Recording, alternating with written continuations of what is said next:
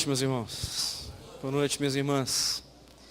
Graça e paz em Cristo Jesus. Incrível como Deus nos presenteia com momentos valiosos de adoração e louvor ao seu nome. Que Ele continue falando conosco, como tem falado nesses momentos de adoração.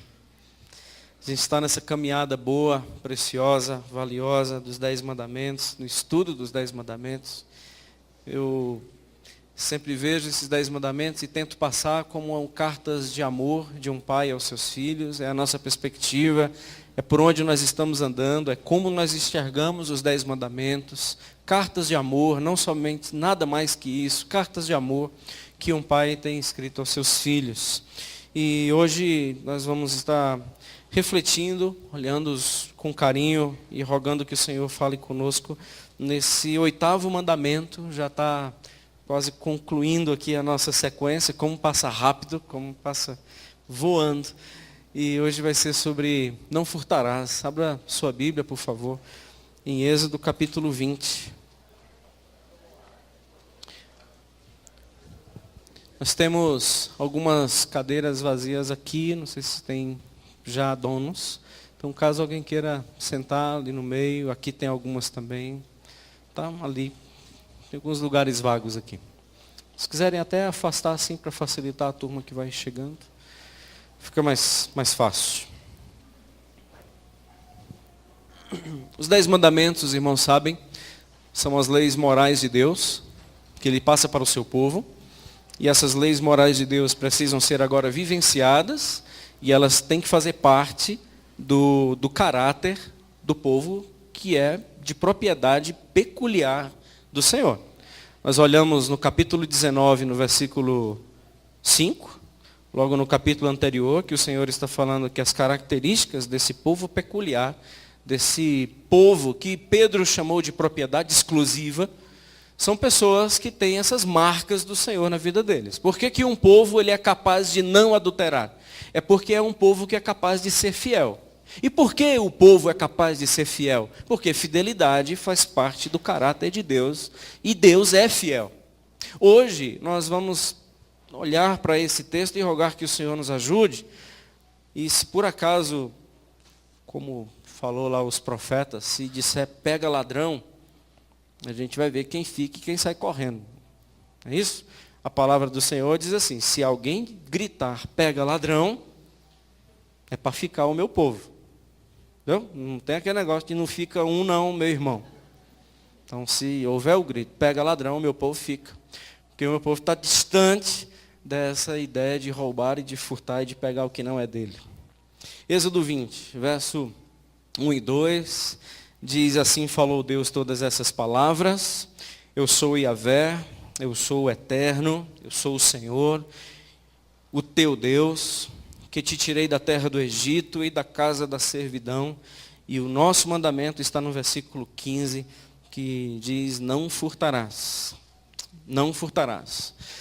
Uma sociedade que é inimiga de qualquer tipo de compaixão, diante de uma sociedade que ela não tem nada a ver com amor, tem a ver com matar, numa sociedade que não inclui, ela exclui, numa sociedade que é inimiga da vida, que é competitiva e não compassiva, é natural surgir uma mentalidade de ladrões. E eu espero ser feliz e que o Senhor me abençoe, que esta foi a minha oração, para que haja uma compreensão na vida dos irmãos nessa perspectiva que eu trabalho e tento interpretar este mandamento. A mentalidade do ladrão, que aquilo que o outro tem deve ser meu, porque essa é a filosofia do ladrão. Ele é uma pessoa extremamente vazia dentro de si e nada o completa, porque ele não se abastece com nada e ele vive à espreita da vida alheia. É o que o outro adquire, compra, ganha, que faz com que ele se movimente. E é esses produtos e essas coisas que ele ganha, adquira ou compra, que ele vai querer agora usurpar, tomar. Os ladrões, eles não contemplam o pôr do sol, os ladrões, eles contemplam o que é que o outro está ganhando, o que é que o outro está lucrando. para que aquilo seja dele. Então a filosofia do ladrão é aquilo que é do outro tem que ser meu a qualquer custo. É essa mentalidade de quem furta, essa é a filosofia de quem rouba. Ele não tem uma vida própria, a vida dele depende do outro. Essa estrutura maligna. E a gente vive nessa sociedade que promove isso, parece. Eu aprendo com as palavras de Jesus. Em Lucas capítulo 11, 34, nós podemos aprender com Cristo que essas palavras do Senhor diz de onde nasce essa questão do furto. Se a palavra para não adulterar é ser fiel, eu olho para esse texto aqui de Lucas, capítulo 11, verso 34, que o Senhor falou isso, está aqui no PowerPoint. Os olhos são como uma luz para o corpo. Quando os olhos de vocês são bons, todo o corpo fica cheio de luz. Porém, se os seus olhos forem maus, o seu corpo ficará cheio de escuridão.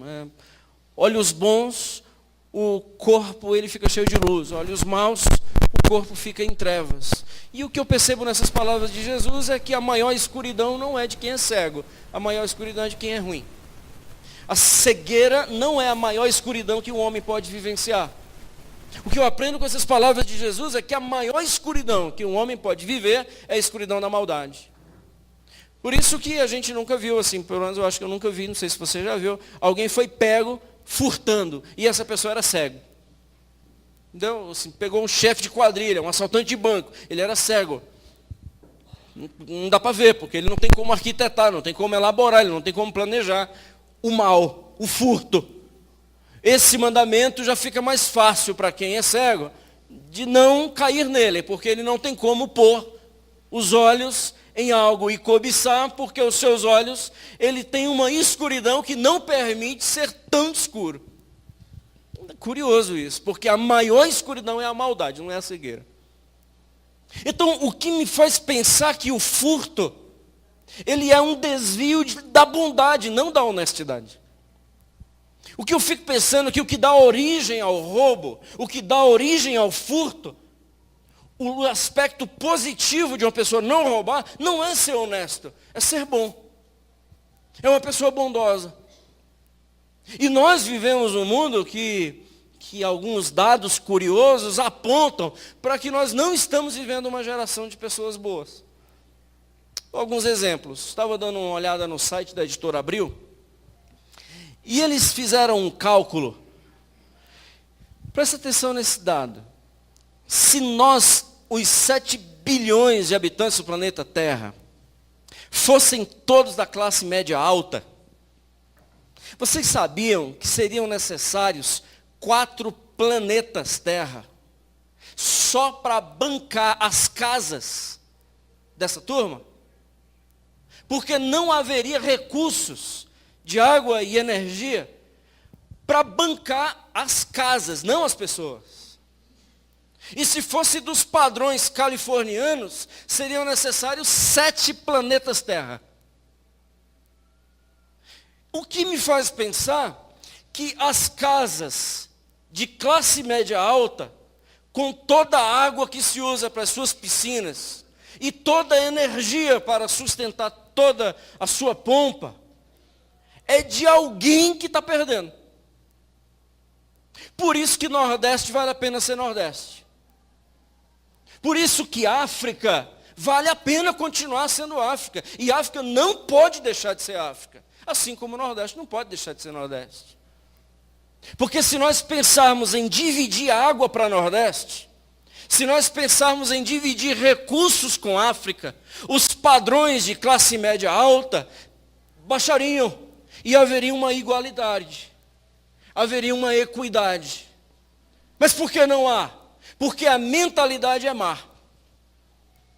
Se eu varro a minha calçada com mangueira, eu sei que aquela água vai fazer falta para crianças lá no Gabão. Mas eu não me importo com crianças lá no Gabão, ou no Sudão, ou em Guiné-Bissau, ou no Haiti.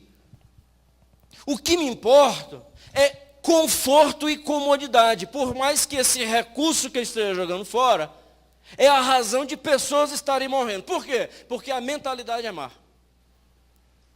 Não é a mentalidade do repartir, é a mentalidade do adquirir. E o que é mais interessante é que o meio evangélico, ele disse agora que os crentes têm que ser classe padrão alto. Vocês entenderam o que é? Assim, a gente vai ter que ter mansões, gente. E quem não tem mansão é porque não crê. Carro tem que ser o que mais consome. Ecologicamente correta a mensagem. E o que dizer cristã. Porque para bancar casas de classe média alta, os pobres pagaram. Faltou água neles. Faltou energia para eles. Meus irmãos, 2,3% do PIB brasileiro é desviado para a corrupção. Talvez, deixa eu só lhe dizer quanto vale isso. Fiz um cálculo aqui. Isso é 69 bilhões de reais.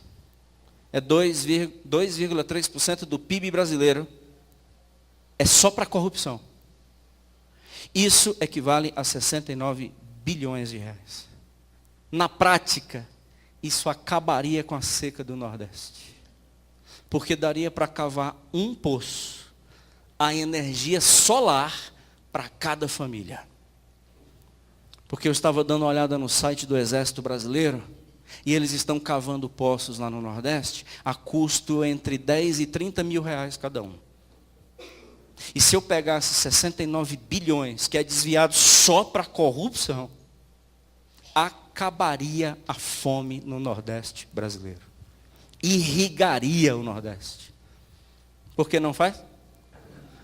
Porque os 2,3% do PIB, os 69 bilhões de reais, tem que comprar a BMW do Juninho, que vai encher a cara, fumar sua carreirinha, cheirar seu cigarrinho e matar mulheres grávidas ou com bebês no colo nos pontos de ônibus.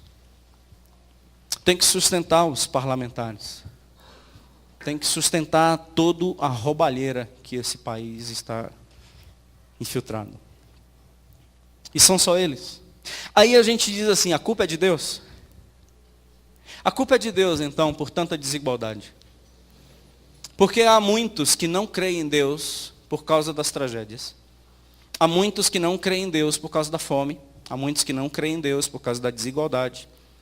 Eu não sou advogado de Deus, é impossível alguém ser. Mas o que eu quero lhe dizer é que a culpa não é de Deus. A culpa é do coração mau do homem que se tornaram ladrões. São capazes de roubar a água de uma criança da África para lavar a sua calçada. Entendem? São capazes de roubar para bancarem as suas piscinas e os seus clubes chiques, sabendo que isso está custando vida de milhares de pessoas.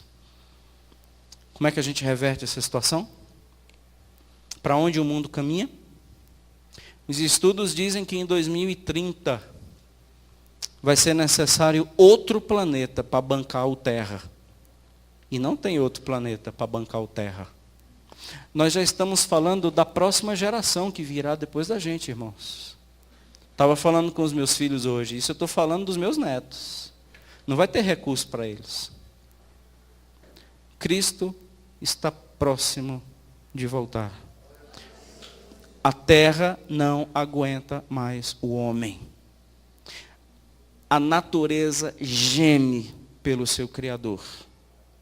A natureza está gemendo pelo seu Redentor. Não aguenta mais a gente. Esse espírito de ladrão que tem na mente do homem de hoje.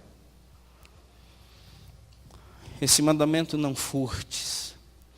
Ele foi muito desafiador para mim, porque me fez pensar em muitas coisas. E se por acaso você está olhando para mim e dizer assim, ainda bem que no meio dos crentes não tem ladrão.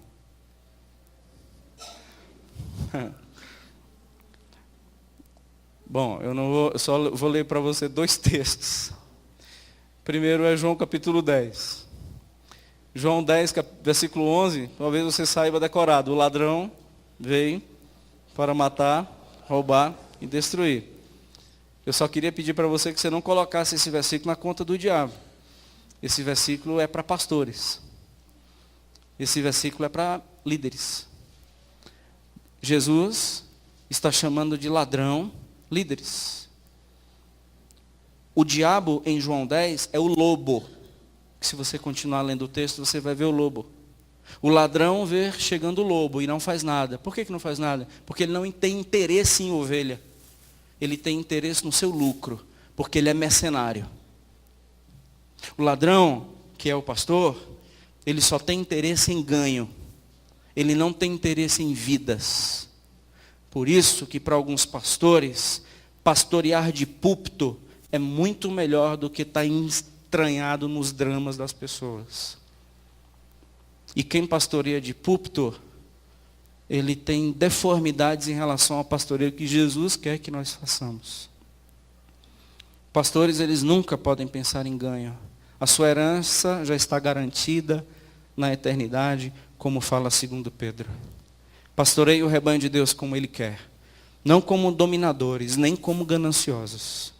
Mas certos de que quando o Supremo Pastor se manifestar, vocês receberão a recompensa de vocês. É nesse texto que eu tenho que me basear. Mas só que o povo tem se colocado em situação de moeda de troca. Você não continue sendo pastoreado, ou você não se submeta a pastoreio de ladrões. É uma palavra para você. Aí, mas você pode dizer assim, tá bem, é só pastores. Esse não, tem os crentes. Porque tem um outro texto, que Jesus falou. Interessante quando Cristo chega no templo, e ele diz, poxa, está escrito, Mateus capítulo 21, verso 13. Isso é repetido em Marcos e em Lucas. Mas Mateus 21, 13, quando Jesus chega ao templo, é o texto do chicote. Ele arrasta o chicote, vira bancas. Por quê? A palavra de Jesus era, esta casa deveria ser casa de oração. E vocês tornaram esta casa esconderijos de ladrões. Esta minha casa, que era para ser casa de oração, se tornou covil de salteadores. Se tornou esconderijo de ladrões, se tornou esconderijo de salteadores. Então a casa do Senhor, que deixou de ser casa de oração, não deixou de ser casa de oração, por causa do Senhor que se ausentou. Esse daí vai ser pastor. Certeza, certeza. Em nome de Deus. Não deixou de ser casa de oração porque Deus se ausentou. Deixou de ser casa de oração porque vocês tornaram a minha casa esconderijo de bandido. Então, a casa do Senhor está se tornando esconderijo de ladrão. E pastores estão sendo chamados de ladrões, tanto pela comunidade, mas também pelo próprio Cristo. Então nós estamos numa situação caótica, porque o mundo tem uma mentalidade de ladrão. Essa mentalidade de ladrão está no meio da igreja, púlpitos e cadeiras. Então nós não sabemos para onde ir, como vencermos toda essa tentação e essa mentalidade de furto. Louvado seja o Senhor, porque nada disso é culpa de Deus, é culpa nossa. E a gente agora tem que levar isso cada vez mais a sério. E esse tema agora passa a ser muito sério para a gente. Porque nós pensávamos que essa questão não furtar era simples, mas não é tão simples assim. Parece que vai mexendo com a gente, mexendo com a gente, mexendo conosco, que alguma atitude minha pode ser uma mentalidade de ladrão. E fica mais difícil ainda quando o apóstolo Paulo, em 1 Coríntios 6:10, diz, você não se engane, porque ladrão não herda o reino de Deus. Numa listinha que o Paulo faz, eu gosto das listinhas do Paulo, 1 Coríntios 6:10 diz, não se engane, porque nem ladrões e nem roubadores vão herdar o reino de Deus. O reino de Deus não entra ladrão. Está dentro da listinha que Paulo dá, e tem um monte de gente lá. Dá uma olhada, talvez você se encontre lá. Porque o que eu gosto das listinhas é que eu não sou isso, eu não sou isso. Ixi, isso aqui eu tenho dificuldade. É por isso que eu gosto das listinhas, entendeu? Porque geralmente pega a gente, não escapa. Aí tem lá, ladrão não entra, ladrão não herda. E aí a situação vai ficando mais... Então eu fico pensando que furtar é uma coisa que deriva do ser humano, está no ser humano e não tem jeito. A palavra do Senhor diz, não, não é verdade. Se eu estiver em você, você estará totalmente liberto dessa mentalidade de roubo e de ladrão e de furto. O seu Deus, você será uma pessoa diferente. Você será um povo de propriedade exclusiva minha, peculiar minha, e não tem nada a ver com as outras nações, porque era esse o objetivo do Senhor. O meu povo vai ser diferente das outras nações. O meu povo vai ter valores diferentes das outras nações. O meu povo terá princípios diferentes das outras nações. Porque é o meu povo. Eles levarão o meu nome. Eles serão chamados pelo meu nome. Então eles não serão ladrões. Então a vitória que nós temos não está em qualquer outro local que não seja nesse Deus que nos chamou e foi capaz de dizer assim, não furte, porque eu sou o seu Deus. Eu sou capaz de mudar a sua forma de pensar e de ver, porque eu sou o seu Deus. Quais são as convicções que fazem com que nós sejamos pessoas boas? Então, quais são as convicções que fazem parte das nossas vidas para que a gente tenha a bondade como marca do nosso caráter? Eu trago 3 pontos para nós pensarmos nisso. Como, então, eu sou uma pessoa fora desse contexto e dessa mentalidade de roubo e me torno uma pessoa boa? Como a bondade passa a ser agora parte de mim? Eu acho que está na confiança do nosso Deus. Nós cantamos um cântico agora que fala sobre esse Deus que cuida a despeito de qualquer situação e a despeito de qualquer realidade que a gente passa. Naum, capítulo 1, versículo 7, diz, Deus é bom. Deus é bom. É fortaleza no dia da angústia. E conhece aqueles que nele se refugiam. Naum, capítulo 1, versículo 7, ressalta a bondade de Deus. Deus é bom. Deus é fortaleza no dia da angústia. Deus conhece aqueles que nele se refugiam. Conhece aqueles que entendem que o Senhor supre cada uma das suas necessidades. Ele confia no seu Deus. Ele não precisa roubar. Confiar no Senhor é a primeira marca. Texto de 1 Timóteo, Paulo preocupado com Timóteo, Paulo fazendo com que Timóteo seja o pastor daquela comunidade. Paulo escreve a Timóteo no capítulo 6, não sei se você sabe, mas o capítulo 6 de Timóteo são advertências para quem não é rico, para quem quer ser rico e para quem é rico.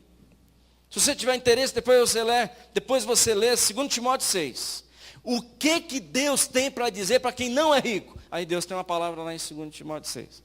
O que Deus tem para dizer para quem quer ficar rico? Aí tem uma palavra lá. E qual é a palavra para quem é rico?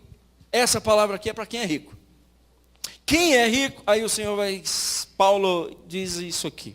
Exorta aos ricos do presente século, que não sejam orgulhosos, nem depositem a sua esperança na instabilidade da riqueza, mas em Deus.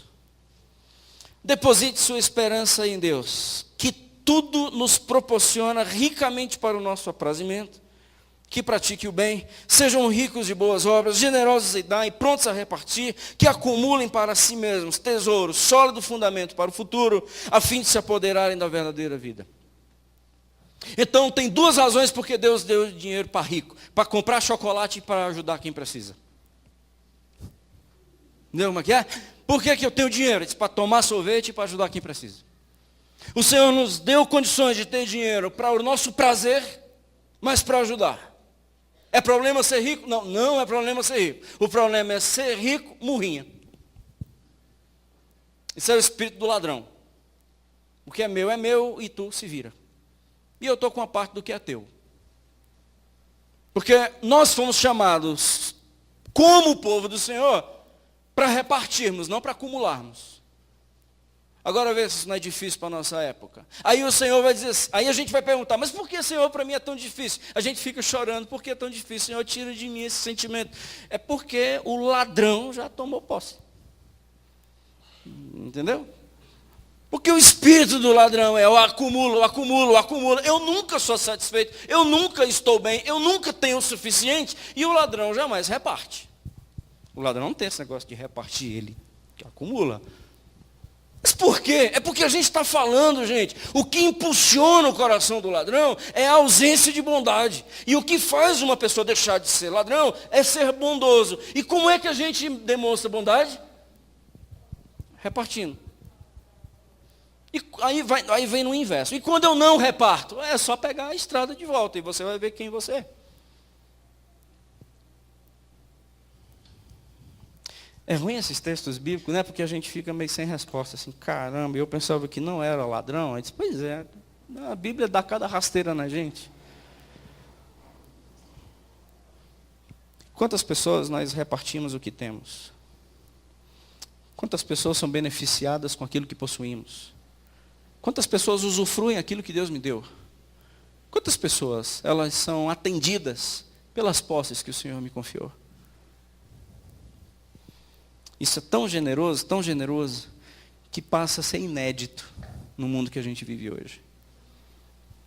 Ouvi um testemunho de um pastor, falei e repito, alguns anos atrás, ele estava numa conferência, ele era preletor desta conferência, e ao término da conferência, nos corredores lá do hotel, ele viu um homem em prantos, chorando, muito emocionado, foi conversar com este homem, e esse homem disse o seguinte, pastor, eu perdi um filho há 2 anos atrás, de uma doença muito rara. O seu tratamento tinha que ser feito em Curitiba. Não tínhamos recursos para fazer o tratamento em Curitiba. O meu filho veio a falecer. Acabei de falar com a minha esposa. Ela me avisou que o nosso segundo filho acabou de ser diagnosticado com a mesma doença. E esse pastor começou a conversar e orar com ele. E disse, meu filho, quanto seria um tratamento do seu filho hoje em Curitiba? Não me lembro o valor, mas hoje como se fosse algo em torno de 15 mil reais. O pastor tirou o talão de cheque do bolso, fez 15 mil reais e entregou.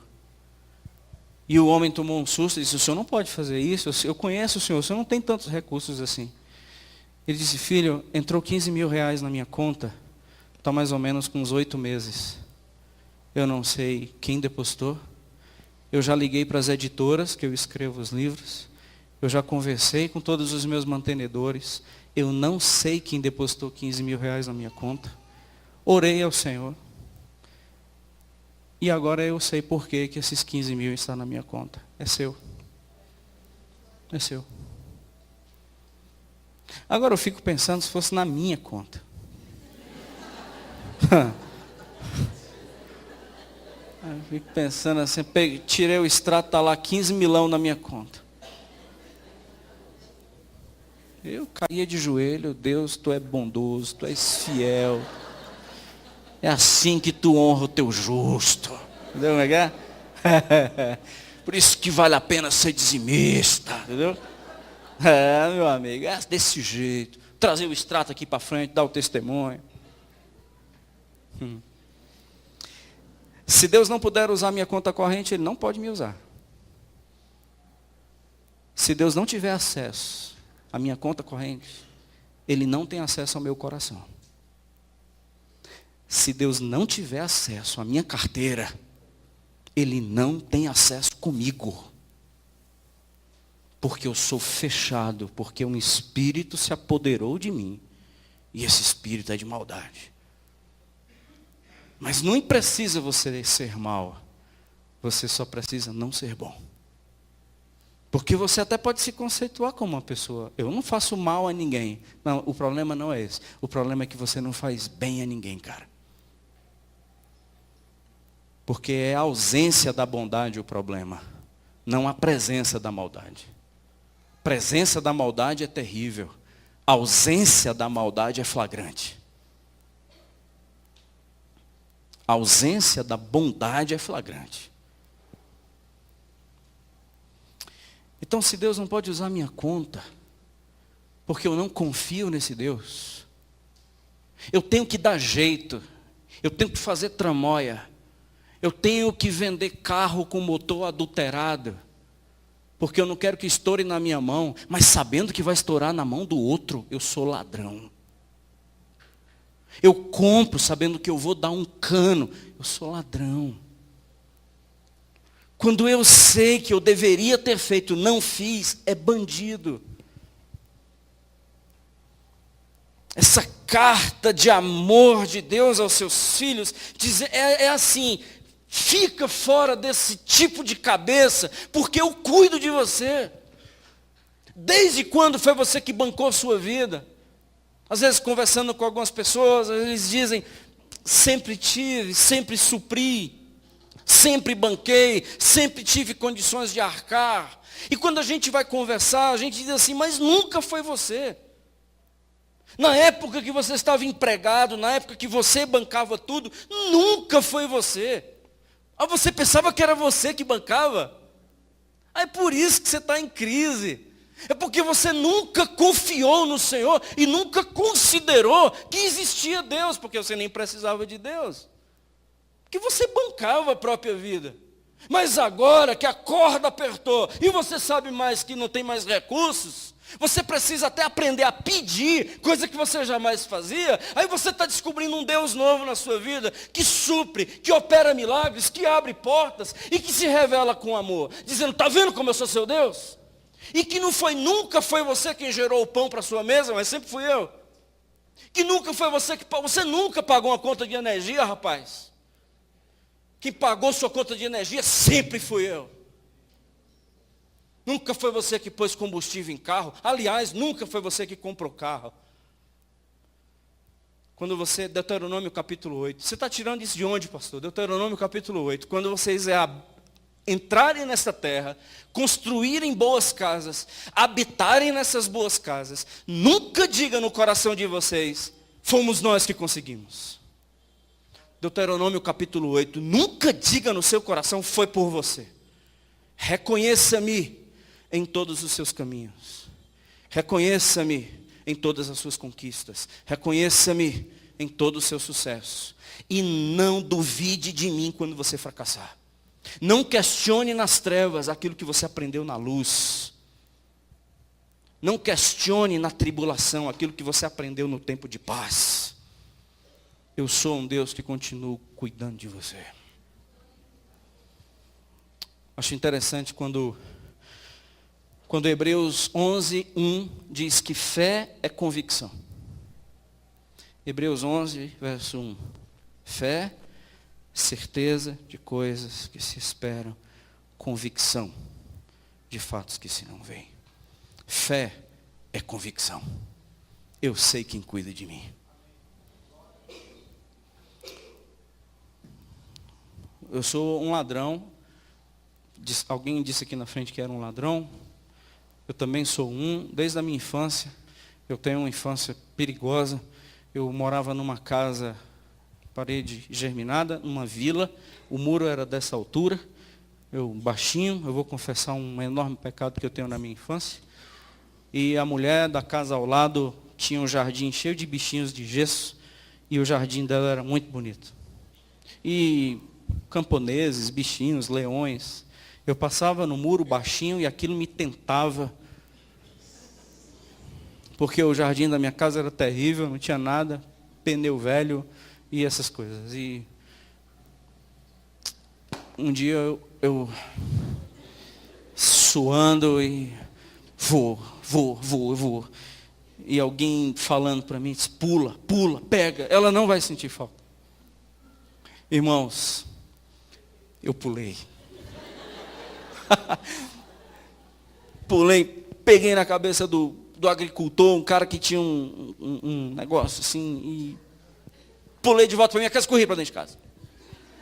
Suando, coração saindo pela boca: meu Deus do céu, meu Deus do céu, meu Deus do céu. O que foi que eu fiz? Ladrão miserável. Aí, o que eu faço? Aí agora, o que eu faço com esse bicho? Eu tinha uns 12 anos, 10 anos, sei lá, 8, pequeno. O que eu vou fazer com esse negócio agora? Porque imagina eu colocar no meu jardim. Eu vou plantar o bicho no meio dos meus brinquedos, minha mãe vai ver. E aquilo foi me dando uma angústia. O que eu faço? O produto do roubo. O que eu faço? Se a polícia chega aqui agora. Corri, pulei o muro de volta, pus no lugar e voltei para casa. Uma das sensações mais terríveis da minha infância. Porque eu não sabia o que fazer com o produto do roubo. Eu achei muito jóia um dia que a minha mãe chegou com uns negocinhos para pôr no jardim. Coisas simples, mas eu sabia que aquilo estava representando para mim. Achei muito interessante. O dia que ela comprou algumas coisinhas para pôr no jardim. Um banquinho, para deixar. Mandou meu pai tirar as coisas e tornou o jardim um pouco mais bonito. Não sei, aquela voz suave que vem no nosso coração dizendo, sossega. Você não precisa pular muro. Sou eu que cuido, eu sei do que você precisa. E eu sei tanto do que você precisa que você não precisa nem pedir. Mateus capítulo 6. Por que você está tão ansioso? Pegaram 2 passarinhos conversando na Praça do Relógio. É verdade. Pegaram 2 passarinhos conversando na Praça do Relógio. Aí um passarinho disse para o outro, por que esse pessoal anda tão alvoroçado, hein? Aí o outro disse assim, eu acho que é porque ele não conhece o Deus da gente. É verdade, me pegaram lá. A gente não conhece Deus, gente, a ponto de confiar nele. Segundo, trabalhe. Confie. Segundo, trabalhe. O texto que foi lido no início, trabalhe. Meus irmãos, Deus tem tantas surpresas lindas para a gente nos nossos trabalhos. Trabalhe. E aqui nesse texto de Efésios 4:28 é fantástico, porque Paulo diz, aquele que furtava, aquele que tinha esse espírito de ladrão, ei, não precisa mais fazer isso não, cara. Vamos trabalhar. Arregaça as mangas. Você que rouba a seiva dos seus pais, vamos trabalhar. Arregaça as mangas. O trabalho que tem só é de R$1.000. Vai lá.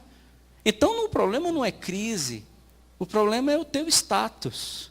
O problema é a tua mansão que você tem que construir à beira do lago. Vai lá. Qual foi a oportunidade que surgiu? Vai. Você não está precisando de trabalho? Estou precisando de trabalho. Então você quer o quê? Está aí o trabalho. Mas é pouco. Assim, se eu fosse Deus, eu matava. Mas Deus é bondoso. Ele disse, filho, mas vai lá, trabalha. Porque a ideia sua é furto. Eu quero te curar lá. Porque aqui eu sei que você tem um estilo de vida de furto. Sabe onde é que você vai colocar a fé em prática? Onde? No campo, no arado. Queimando a testa, fazendo calo na mão. Levando broncas de patrão. Sendo humilhado. Eu tenho uma forma muito jóia de te ajustar. Porque eu te amo, meu filhão. Vai trabalhar. Não importa pouco. Não importa se é comigo. Não importa pouco. Importa se é em mim. Porque o estilo de furtar tem que acabar. O estilo de depender cair do céu tem que acabar. O estilo de viver olhando para a vida alheia tem que acabar, viu? Porque você sempre se compara com a vida do outro. Isso é um espírito de ladrão que está chegando. Os muros são muito baixos. Você sempre objetiva a bolsa, o sapato. Isso é coisa de homem. Carro, estilo de vida, emprego. Você está olhando demais pela janela da vida. E está deixando os dias passar para que eu não faça de você e em você um milagre. Tem que trabalhar. A ordem bíblica é trabalhe. Faça com suas próprias mãos o que é bom. Para que tenha com que acudir o necessitado. Aí o Senhor vem e desmancha prazer. Porque eu pensava que era para trabalhar para construir a minha casa. Ele disse, não, é para trabalhar para acudir quem precisa. Vê se o Senhor não mata a gente com esses textos. Dá vontade de não ler. Poxa, Senhor. Entendi, eu sei por que é difícil. É porque você é a galera da classe média alta, que quer ter suas piscinas, enquanto os africanos morrem. Entendi. Mas eu estou dizendo assim, se não tiver lá, ou se você chegar lá, Você vai chegar lá curado, você vai tomar banho na sua piscina curado. Não é problema você ter piscina, não é problema você ter casa, não é problema você ser da classe média alta, não tem problema. O problema é você confiar nas suas riquezas, a tua estabilidade, e o problema é você deixar de ter esta convicção de que tem que trabalhar. Entendeu, irmãos? Os irmãos que têm ministério de jogar na cena, assim, parece que é um ministério de fé. Assim,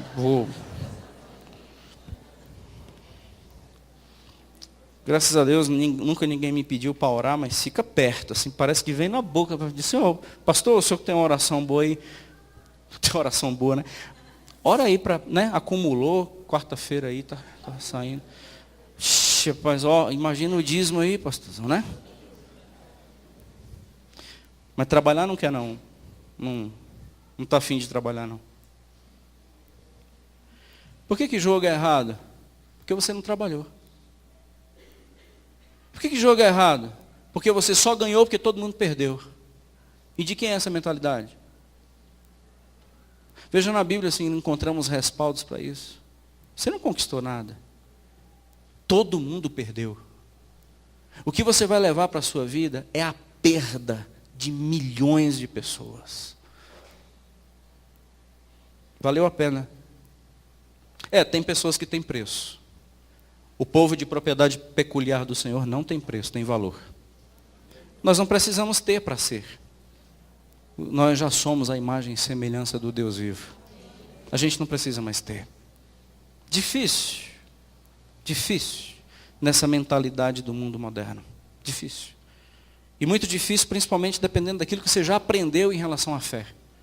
Que Deus vai te dar, que Deus vai multiplicar, que o melhor da terra é seu. Você tem que ser cabeça, não importa quem seja cauda. Deus tem uma promessa com você. Você acreditou nessa baboseira? Porque se você por acaso chegar a comer melhor da terra, é para repartir o que você tem. Isso é o povo de propriedade peculiar dele. Por isso que ele está dizendo, é o meu povo que vai ser chamado pelo meu nome, que vai ouvir esses 10 mandamentos. Não é Egito, não é Babilônia, não é Assíria, é o meu povo. Então o meu povo vai ser configurado pelo que eu digo, não pelos valores que o mundo tem para dizer, entendeu? Quem quer ser amigo do mundo, dar ouvido ao mundo, é meu inimigo. Porque eu e o mundo somos incompatíveis. O que eu tenho para dizer e o ensino da Babilônia é água e óleo. O que eu tenho para dizer e o que o mundo tem para dizer não dá para andar junto. Escolha, se você vai ser meu servo ou você vai servir a riqueza. Porque é impossível ser os dois juntos. Mateus 6 fala isso. Não tem como você ser meu servo para ficar rico. Só é meu servo quem está a fim de repartir. Porque senão não vai aguentar o tranco. Não vai aguentar o tranco. Não é meu discípulo. Porque o meu discípulo reparte. Então, qualquer pretensão de ser rico mediante a fé, eu vou lhe dar um endereço aqui das igrejas, mas não é na Bíblia que a gente vai encontrar isso. Eclesiastes fala, o homem que adquiriu riquezas encontrou dom de Deus. Não tem problema, não está errado, não está em pecado, não é pior do que ninguém, mas também não é melhor do que ninguém. A evidência de uma pessoa abençoada não está na sua conta corrente, a evidência de uma pessoa abençoada está na sua confiança no seu Deus. Um desempregado é nobre tanto quanto um grande executivo. Aqui, principalmente.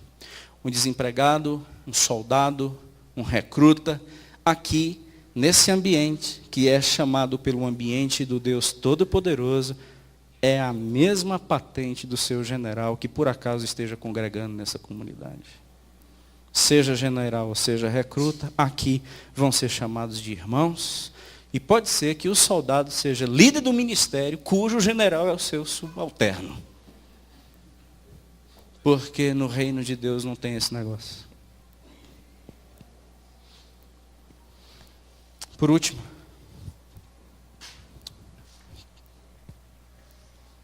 eu acredito que todos nós entendemos isso. O coração bondoso, ele é oriundo de um coração grato. Uma pessoa bondosa é uma pessoa que é cheia de gratidão. Uma pessoa bondosa é aquela pessoa que em tudo dá graça. Em tudo dá graça. Porque ela sabe que é isso que é a vontade de Deus. A gente não agradece porque é a nossa vontade. A gente olha para esse texto e vê o Senhor falando, 1 Tessalonicenses 5,18. Dê graça em tudo, porque essa é a vontade de Deus. Abra sua boquinha e agradeça pela casa que você tem. Por mais que você tenha visto uma melhor, mas agradeça pelo que você tem. Quando foi a última vez que você agradeceu pela sua sogra? Não deu? Pois é, tem que agradecer. Última vez que você agradeceu por onde você mora, agradeceu pelo seu salário. Última vez que você agradeceu pelo seu emprego. Em tudo dá graça. Última vez que você agradeceu pelo setoró. Porque quando a gente começa a agradecer pelo setoró, a gente começa a ser instrumento de Deus no setoró. Porque a gente não mais espragueja onde mora, a gente não mais olha e passa por onde mora com sentimento de desdém e de pequenez. A gente olha com um olhar de muita gratidão. Deus, obrigado por esse povo. Aí começam as coisas mudarem. Aí a gente não se torna mais ladrão e nem com espírito de bandido. A gente se torna pessoas com as quais Deus pode usar. Meus irmãos, Provérbios, Salomão, ele falou isso no capítulo 3, versículo 27, diz: não se furte de fazer o bem a quem de direito, estando na tua mão o poder de fazê-lo. Se está na tua mão o poder de fazer, não furte a você mesmo a capacidade de fazer o bem. Provérbios 3, 27.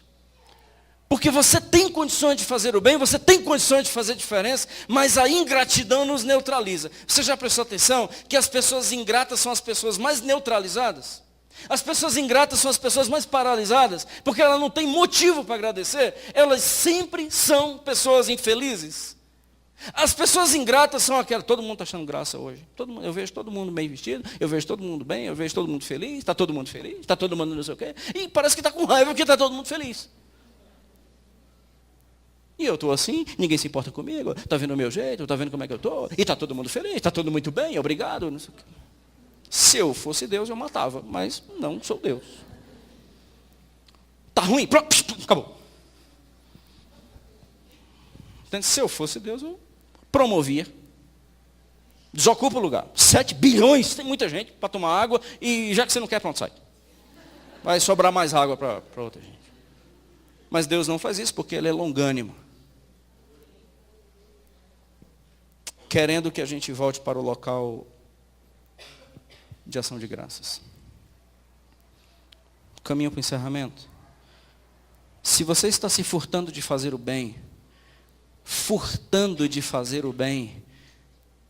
meus irmãos, tem muitas esposas de maridos vivos que se consideram viúvas. Tem muita viúva de marido vivo. Tem muito viúvo de mulher viva. Tem muito órfão de pai vivo, porque ambos estão furtando do outro o que era devido a eles. Porque eu tenho a ideia de que eu sempre estou precisando de algo, e quando eu sei que eu sempre estou precisando de algo, eu não paro para agradecer, valorizar, celebrar o que eu tenho do meu lado. Tem mulheres, irmãos, mulheres crentes, homens de Deus, que elas estão esmagadas e cansadas, porque não tem aquilo que era de direito delas. Companheirismo, um beijo, afeto, lavar a louça, passar o pano na casa. Não tem isso. Você se vira, porque você é minha empregada, entendeu como é que é? Deus te fez para você fazer as coisas para mim. Quando eu chegar cansado, eu quero ir para o sofá, eu quero deitar na cama, e se eu disser assim, suco de cajá, você tem que trazer o suco de cajá em 5 minutos. Porque chegou o chefe, entendeu como é que é? Chegou o chefe. O chefe.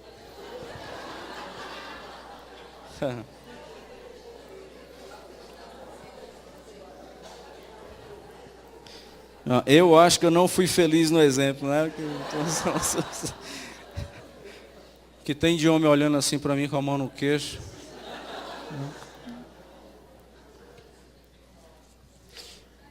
Mulheres que já morreram para os seus maridos, vivem só para o filho. Homens que foram escanteados. Homens que têm que se recorrer a futebol. Homens que têm que se recorrer a amigos. Homens que têm que se recorrer à internet. Porque não tem mais esposa perto dele. Não tem uma esposa que escute. Não tem uma esposa que se importe. Tem uma esposa que trabalha demais. É ocupada demais. E uma esposa que tem sonho demais. Projeto demais. E o marido não está mais incluído. E acaba que o cara é viúvo de uma mulher do lado dele. E o provérbio está dizendo, vocês estão furtando a vocês mesmos o que é devido ao outro. Está errado. E essas histórias não vão acabar bem, porque o produto do roubo a gente não sabe o que fazer e vai virar uma angústia e vai ser um tumulto. E o pior, os muros são muito baixos e muitas tragédias podem acontecer nesses murinhos baixos e é disso que Deus quer nos livrar. Filhos que pintam o cabelo de vermelho, põem para cima, piscando, para ver se os pais prestam atenção neles. Aí os pais vêm conversar com a gente. Pastor, tem que dar um jeito no meu filho. Não é. Eu acho que você só poderia beijá-lo. Eu acho que você só poderia conversar com ele. Eu acho que você só poderia ser um pai que ele tanto quer. Você nunca pediu perdão a filho, cara. Você nunca pediu perdão a filha. Pediu depois que a bagaça está feita. Você nunca foi um homem presente na vida, porque o espírito do ladrão chegou. Tenho que ter, não posso perder, por mais que eu esteja perdendo do meu lado aquilo que eu jamais poderia perder, entendeu? Falta essa ideia de agradecer, porque pelo que a gente agradece, a gente valoriza e não quer perder. A gratidão gera esse investimento. É o que a Solange faz comigo todo dia. Ela tem um medo de me perder e trata de calma, meu amor, não tanto. Não sei como é lá na sua casa, mas lá em casa eu digo assim, estou com sede. Ela já sai para pegar água.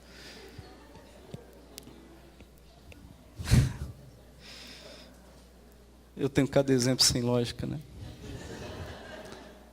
Salmo 23, verso 1. O Senhor é meu pastor.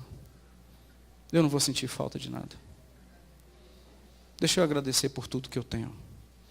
Porque eu não sinto falta de nada. Eu olho para o meu lado, eu tenho tanto. Eu olho para o meu banheiro, eu tenho um chuveiro de água quente.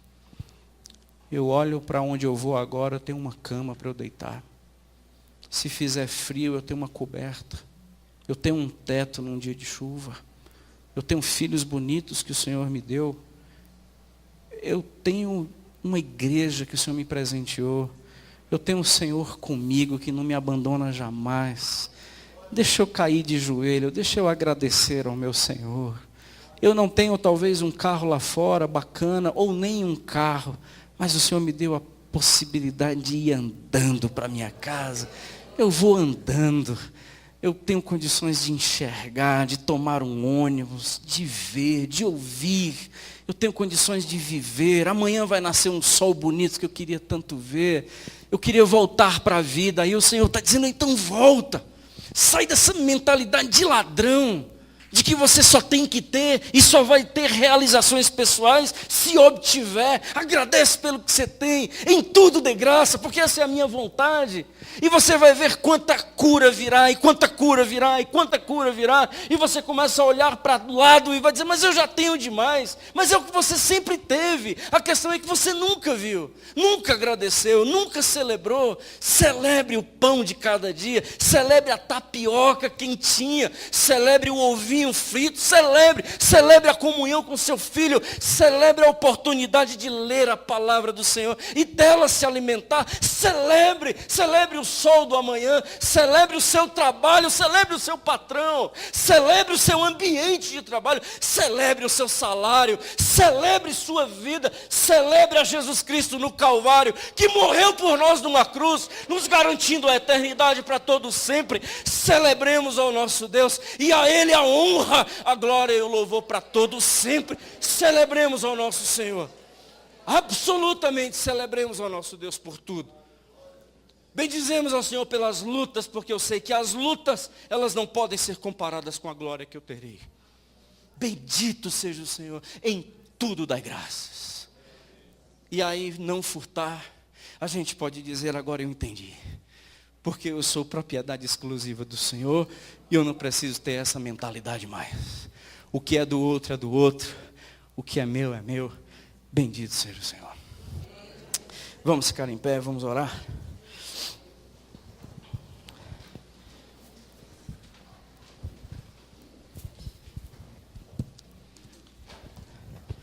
Curioso que ladrão esteve fazendo parte dos 12 discípulos, e quando o Senhor disse, cara, por que você não tomou uma decisão diferente?